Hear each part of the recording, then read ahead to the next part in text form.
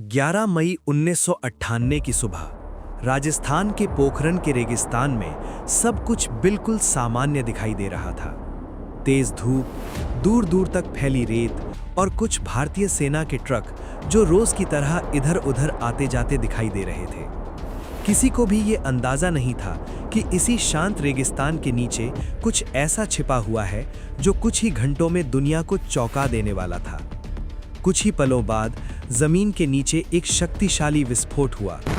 रेगिस्तान की रेत हल्की सी कांपी और भारत ने दुनिया को एक ऐसा संदेश दे दिया जिसने वैश्विक राजनीति को हिलाकर रख दिया। भारत अब आधिकारिक रूप से एक परमाणु शक्ति बन चुका था। लेकिन इस घटना का सबसे हैरान कर देने वाला हिस्सा सिर्फ परमाणु परीक्षण नहीं था।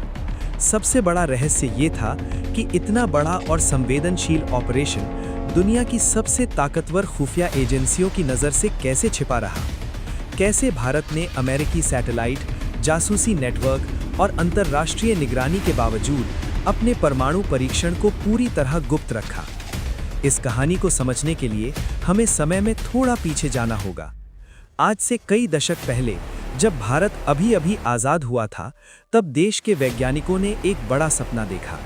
एक ऐसा भारत जो विज्ञान और तकनीक में आत्मनिर्भर हो। इस सपने के पीछे सबसे महत्वपूर्ण नाम था डॉक्टर होमी जहांगीर भाभा। डॉक्टर भाभा को भारत के परमाणु कार्यक्रम का जनक कहा जाता है।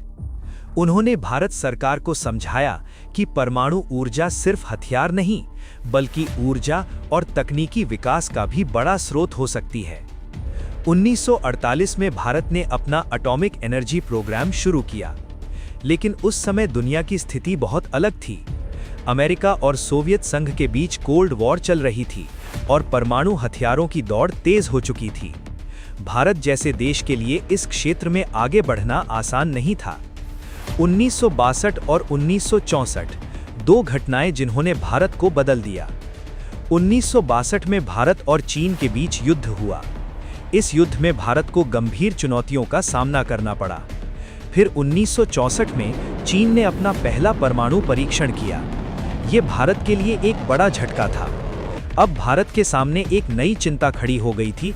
अगर पड़ोसी देश परमाणु शक्ति बन रहे हैं, तो भारत को भी अपनी सुरक्षा के बारे में गंभीरता से सोचना होगा। यहीं से भारत के परमाणु कार्यक्रम ने एक नया मोड़ लिया। पहला परमाणु परीक्षण 1974।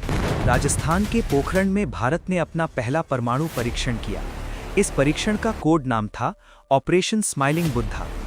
ये नाम इसलिए चुना गया क्योंकि उस दिन बुद्ध पूर्णिमा थी। जब ये परीक्षण हुआ तो पूरी दुनिया चौंक गई। भारत ने ये ऑपरेशन इतनी गोपनीयता से किया था कि दुनिया की कई बड़ी एजेंसियों को इसकी भनक तक नहीं लगी। लेकिन इस परीक्षण के बाद भारत को अंतर्राष्ट्रीय दबाव का सामना करना पड़ा। कई देशों ने भारत पर तकनीकी प्रतिबंध लगा दिए। इसका असर भारत के वैज्ञानिक कार्यक्रमों पर भी पड़ा। फिर भी भारत रुका नहीं। हालांकि अंतर्राष्ट्रीय दबाव बढ़ गया था, लेकिन भारत ने अपना वैज्ञानिक विकास जारी रखा। परमाणु तकनीक पर काम धीरे धीरे आगे बढ़ता रहा, लेकिन अगले कई वर्षों तक भारत ने कोई नया परीक्षण नहीं किया। इसके पीछे कई कारण थे: राजनीतिक परिस्थितियां, अंतर्राष्ट्रीय दबाव और आर्थिक चुनौतियां। लेकिन वैज्ञानिकों का काम जारी रहा। 1990 का दशक, नई रणनीति। 1990 के दशक में दुनिया तेजी से बदल रही थी। कोल्ड वॉर खत्म हो चुका था, लेकिन एशिया में सुरक्षा चुनौतियां अभी भी मौजूद थीं। भारत के वैज्ञानिकों और रणनीतिक विशेषज्ञों का मानना था कि देश को अपनी सुरक्षा के लिए मजबूत तकनीकी क्षमता की जरूरत है। यहीं से एक नई योजना बनने लगी: पोखरण का रेगिस्तान। राजस्थान का पोखरण इलाका भारतीय सेना के लिए पहले से ही एक परीक्षण क्षेत्र था।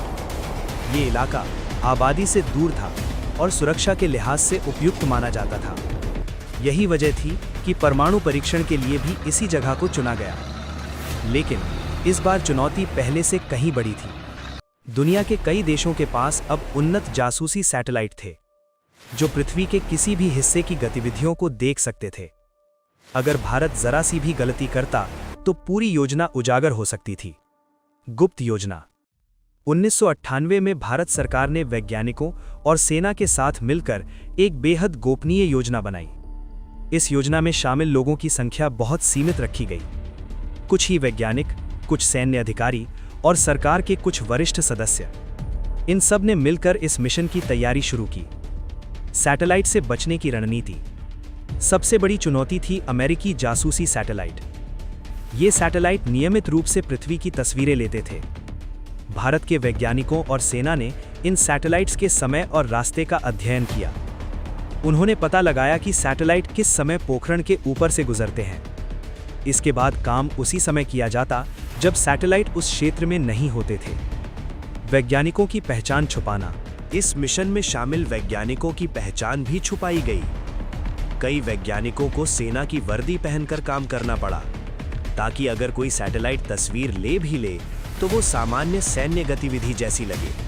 भारत के प्रसिद्ध वैज्ञानिक डॉक्टर APJ अब्दुल कलाम भी इस मिशन में महत्वपूर्ण भूमिका निभा रहे थे, लेकिन उनकी गतिविधियां भी पूरी तरह गुप्त रखी गई। रात के अंधेरे में काम। पोखरण में परीक्षण की तैयारी का अधिकांश काम रात में किया गया। रेगिस्तान में गहरी खुदाई की गई और परीक्षण उपकरणों को जमीन के नीचे स्थापित किया गया। दिन के समय इन स्थानों को सावधानी से ढक दिया जाता ताकि ऊपर से देखने पर कुछ भी असामान्य न लगे। सेना की भूमिका। भारतीय सेना ने इस ऑपरेशन में महत्वपूर्ण भूमिका निभाई। उन्होंने पूरे क्षेत्र की सुरक्षा संभाली, साथ ही ये सुनिश्चित किया कि परीक्षण स्थल के आसपास कोई अनाधिकृत व्यक्ति न पहुंचे। सेना के इंजीनियरों ने जमीन के नीचे गहरे शाफ्ट बनाए जिनमें परमाणु उपकरण स्थापित किए गए। अंतिम तैयारी। मई 1998 की शुरुआत तक सारी तैयारी लगभग पूरी हो चुकी थी। अब सिर्फ सही समय का इंतजार था। वैज्ञानिक और अधिकारी जानते थे कि अगर जरा सी भी जानकारी बाहर निकल गई तो अंतर्राष्ट्रीय दबाव के कारण परीक्षण रोकना पड़ सकता है। इसलिए हर कदम बेहद सावधानी से उठाया गया। 11 मई 1998। आखिरकार वो दिन आ गया। 11 मई 1998 की दोपहर पोखरण के रेगिस्तान में भारत ने 3 परमाणु परीक्षण किए। ये परीक्षण पूरी तरह सफल रहे। जब इसकी घोषणा की गई तो पूरी दुनिया चौंक गई। अमेरिका और कई अन्य देशों की खुफिया एजेंसियों को इसकी जानकारी पहले से नहीं थी। दुनिया की प्रतिक्रिया। इस परीक्षण के बाद दुनिया भर में बड़ी प्रतिक्रिया हुई। कई देशों ने भारत की आलोचना की, कुछ देशों ने आर्थिक प्रतिबंध भी लगाए, लेकिन भारत के अंदर ये घटना एक बड़ी उपलब्धि के रूप में देखी गई। भारत की नई पहचान। इन परीक्षणों के बाद भारत आधिकारिक रूप से परमाणु शक्ति संपन्न देशों की सूची में शामिल हो गया। ये सिर्फ सैन्य शक्ति का प्रदर्शन नहीं था, ये भारत के वैज्ञानिकों, इंजीनियरों और रणनीतिक विशेषज्ञों की क्षमता का भी प्रमाण था। ऑपरेशन स्माइलिंग बुद्धा की विरासत। आज भी ऑपरेशन स्माइलिंग बुद्धा और उसके बाद के परीक्षण भारत के इतिहास की महत्वपूर्ण घटनाओं में गिने जाते हैं। ये कहानी सिर्फ परमाणु तकनीक की नहीं है, ये कहानी है गोपनीयता, रणनीति, वैज्ञानिक क्षमता और राष्ट्रीय संकल्प की। एक ऐसी कहानी जिसने दुनिया को ये दिखा दिया कि भारत अपने राष्ट्रीय हितों की रक्षा करने के लिए कितनी दूर तक जा सकता है। और शायद यही वजह है कि पोखरण का वो शांत रेगिस्तान आज भी भारत की वैज्ञानिक और रणनीतिक ताकत का प्रतीक माना जाता है।